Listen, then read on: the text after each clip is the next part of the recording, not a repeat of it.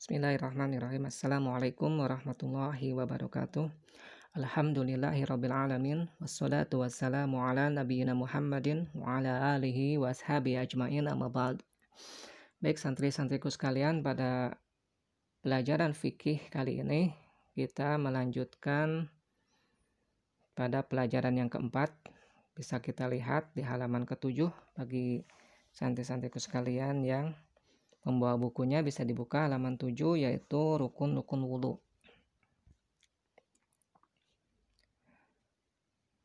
Sebelumnya kita akan menjelaskan atau memberitahukan bahwasannya apa yang dimaksud dengan rukun tersebut.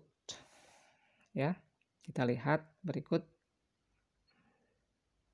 Nah, sini katakan bahwasannya rukun, ya, dalam istilah fikih adalah ketentuan yang harus dipenuhi dalam melakukan suatu pekerjaan atau suatu ibadah. Ya, ketentuan yang harus dipenuhi dalam melakukan suatu ibadah. Bila tidak terpenuhi rukun tersebut, maka ibadah tersebut tidak sah. Jadi kalau yang namanya rukun-rukun wudhu adalah ketentuan-ketentuan yang harus dipenuhi, ketentuan-ketentuan yang harus dipenuhi dalam melakukan wudhu. Bila rukun tersebut tidak terpenuhi, maka wudhu yang kita lakukan tidak sah. Ya. Jadi harus dipenuhi dulu rukun tersebut. Kalau salah satu rukunnya tidak terpenuhi, maka wudhu kita tidak akan sah. Kalau wudhu kita tidak sah, maka sholatnya pun tidak sah. Jikalau sholatnya tidak sah, maka ya tidak akan diterima oleh Allah Subhanahu wa Ta'ala. Kita kembali lagi ke halaman awal. Ya. Di sini disebutkan ada beberapa rukun wudhu. Rukun wudhu terdiri dari, kalau di kitab ini terdiri dari 6 rukun, ya. Yang pertama yaitu niat, ya. Niat di dalam hati yang tidak usah dilafadzkan. Misalkan dengan nawaitu, niat saya berwudhu untuk melakukan ini dan itu, tidak, ya. Tetapi cukup dengan kita niatkan dalam hati bahwasannya wudhu kita niatkan untuk sholat atau yang lainnya, ya.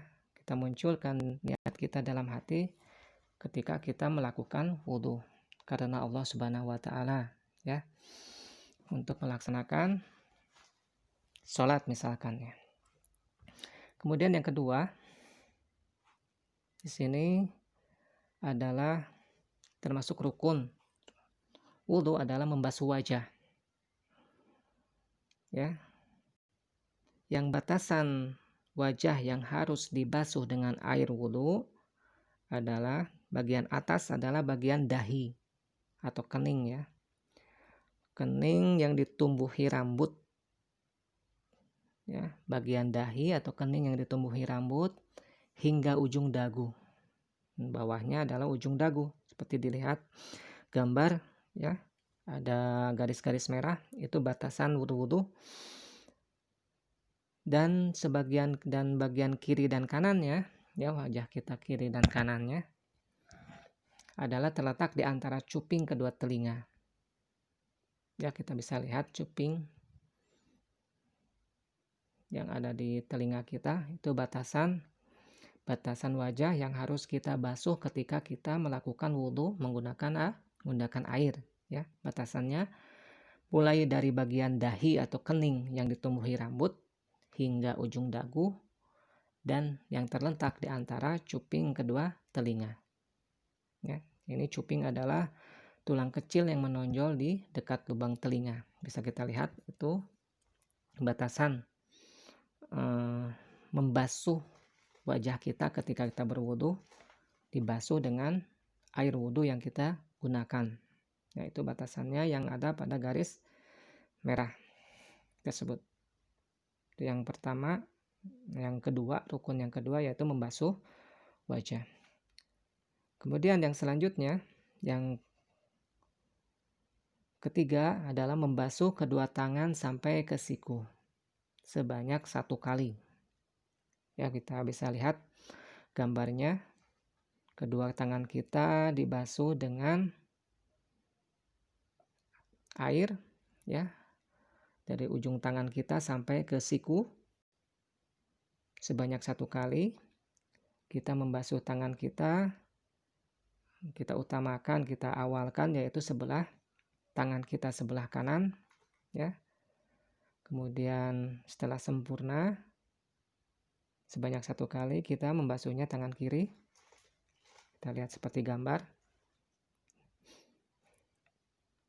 Membasuhnya sampai dari ujung jari tangan sampai ke siku. Kemudian yang keempat adalah membasuh kepala 1 kali, ya, sebanyak 1 kali. Kedua dan ketiganya termasuk sunnah, tapi rukunnya adalah sebanyak 1 kali dalam mengusap kepala. Demikian pula dalam mengusap tangan tadi, dalam membasuh tangan tadi, ya. Jadi yang diusap adalah kepalanya, ya, kulit kepala sampai terasa terkena air, ya, kalau dingin misalkan, ya, kalau menggunakan airnya yang dingin. Jadi yang diusap itu kulit kepalanya, bukan rambutnya. Kulit kepala dari depan sampai ditarik sampai ke belakang, kemudian dari belakang ke depan lagi. Ya, yang diusap adalah kulit kepalanya, bukan rambutnya. Sebanyak 1 kali rukunnya. Silakan dikerjakan kedua dan ketiganya sebagai hal yang sunnah. Mendapatkan pahala juga kita melakukannya. Kemudian yang kelima adalah membasuh kedua kaki sampai mata kaki sebanyak 1 kali.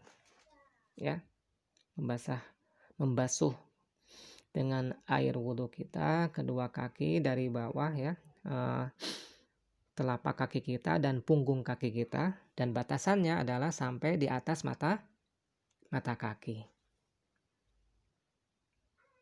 Ya, tidak sah misalkan kita melakukan wudhu, membasuh kedua kakinya tidak sampai di atas mata kaki kita. Harus sampai di atas mata kaki kita, ya. Kita lihat gambar, ya. Yang kanan dan yang kiri kita dahulukan yang kanan terlebih dahulu.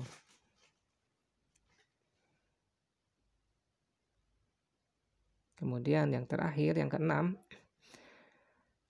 berurutan. Maksudnya bahwasannya kita ketika berwudunya berurutan sebagaimana yang dicontohkan oleh Nabi Shallallahu Alaihi Wasallam. Ya, itu yang pertama adalah membasuh wajah, kemudian membasuh kedua tangan sampai siku, kemudian kita mengusap kepala, kemudian kita mengusap kaki. Itu urutannya, ya. Nah, sekarang di bawah ini kita akan mengetahui perbedaan antara membasuh dan mengusap. Yang dimaksud dengan membasuh di sini artinya adalah mengalirkan air ke anggota wudhu. Itu membasuh, ya.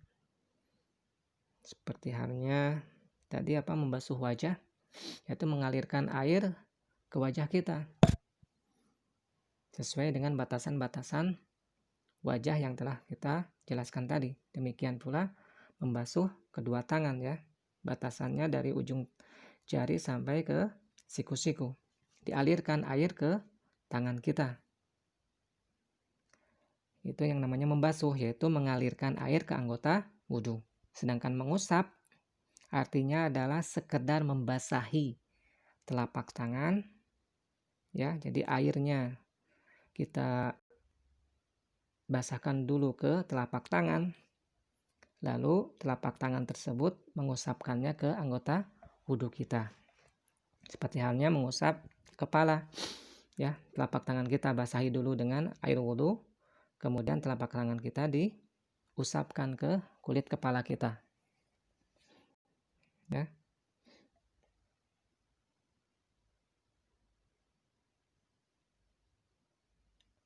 Demikian perbedaan antara membasuh dan mengusap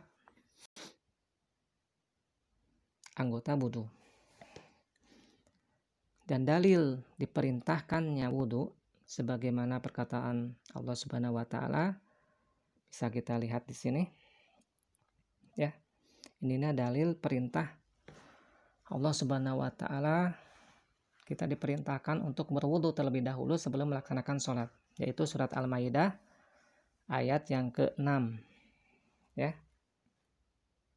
Di sini dikatakan Allah Subhanahu wa taala berfirman, ya ayyuhalladzina amanu idza kuntum ila sholati faghsilu wujuhakum wa aydiyakum ilal marafiq wamsahu bi ru'usikum wa arjulakum ilal ka'bain.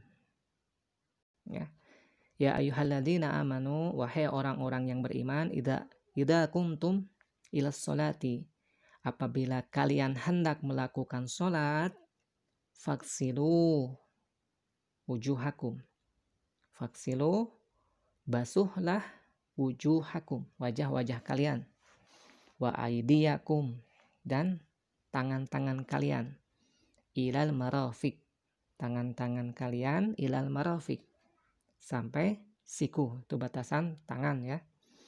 Wamsahu, dan usaplah biru'usikum, dan usaplah kepala-kepala kalian ya, menggunakan air tersebut diusap kepalanya seperti tadi dijelaskan. Wa arjulakum, ya, kaki-kaki ini adalah waksilu, dan kaki-kaki kalian ilal ka'bain, dan dibasuh kaki-kaki kalian ilal ka'bain. Ka'bain itu adalah ka'bun, adalah mata kaki. Jadi lantaran kedua mata kaki kiri dan kanan ya, maka di ilal ka'bain. Jadi disempurnakan ketika berwudu, tangan sampai siku, di atas siku sedikit ya.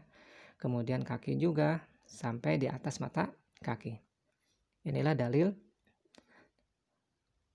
diwajibkannya, diperintahkannya berwudu ketika kita hendak melakukan sholat, yaitu surat Al-Maidah ayat 6. Demikianlah santri-santriku sekalian, rukun-rukun wudu yang harus kita ketahui, sebanyak 6 rukun yang mudah-mudahan bisa difahami. Jikalau ada yang ditanyakan bisa langsung wapri ke WA-nya Ustadz. Subhanakallahumma wa bihamdika asyhadu an la ilaha illa anta astaghfiruka wa atubu ilaik. Assalamualaikum warahmatullahi wabarakatuh.